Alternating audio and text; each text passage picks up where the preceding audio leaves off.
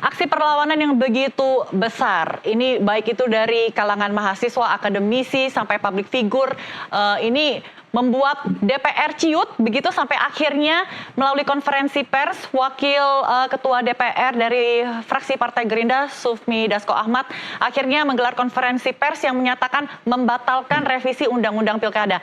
Bagaimana Anda membaca situasi ini? Saya tidak melihatnya soal DPR ciut atau tidak ya. Memang seharusnya DPR itu mendengarkan aspirasi masyarakat gitu.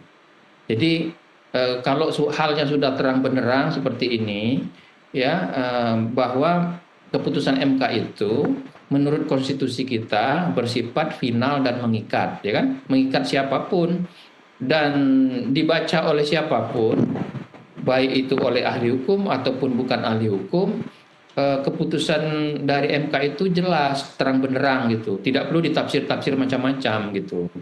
Nah, kan apalagi untuk dibelok-belokkan gitu. Jadi masyarakat melihat itu, apalagi masyarakat yang lebih terdidik ya, seperti para kalangan kampus, kalangan pegiat seni, mahasiswa dan sebagainya itu. Jadi ini saya kira harus dijadikan pelajaran oleh DPR bahwa jangan main-main lah dengan konstitusi, dengan suara masyarakat. Jadi DPR harus partai-partai, pemerintah, presiden harus sekali lagi ingat bahwa dalam sistem politik kita itu yang memegang mandat adalah rakyat.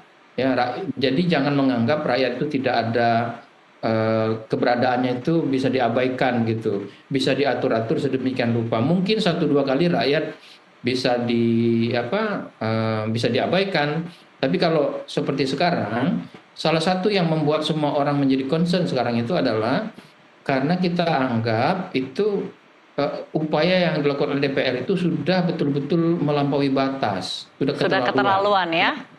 Sampai mereka berani coba-coba untuk mengangkangi konstitusi yang sudah ditetapkan sejak tahun 99 sampai 2002 lalu, yaitu Undang-Undang Dasar NRI, Negara Republik Indonesia tahun 1945 itu yang sudah kita sepakati bersama.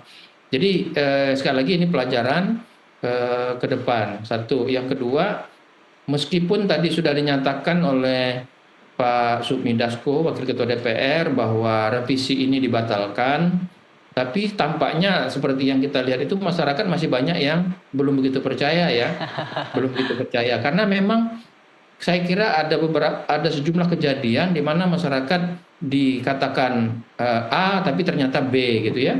Dan itu sudah pernah terjadi sebelumnya. Jadi kita maklum kalau rakyat mahasiswa masih belum bisa percaya sehingga mereka tetap bertahan dan terus mengawal. Betul. Saya kira memang itu satu yang wajar. Maka beberapa hari ke depan tugas dari elit-elit politik, pemerintah ya, terutama Presiden Jokowi yang banyak disebut namanya dalam berbagai isu kali ini, harus menunjukkan kepada rakyat bahwa mereka benar-benar memegang janji untuk melaksanakan amanah konstitusi itu, termasuk untuk melaksanakan apapun yang diputuskan oleh Mahkamah Konstitusi. Sebagaimana jangan lupa misalnya menjelang Pilpres lalu, masyarakat sangat kecewa dengan keputusan Mahkamah Konstitusi kan, yang kemudian terbukti minimal secara etik ada pelanggaran. Tapi rakyat kemudian tetap patuh kan, tetap ikut dengan keputusan itu karena secara konstitusi, secara sistem ketatanegaraan ya memang begitulah harus kita patuhi walaupun kita nggak setuju gitu. Oke, baik.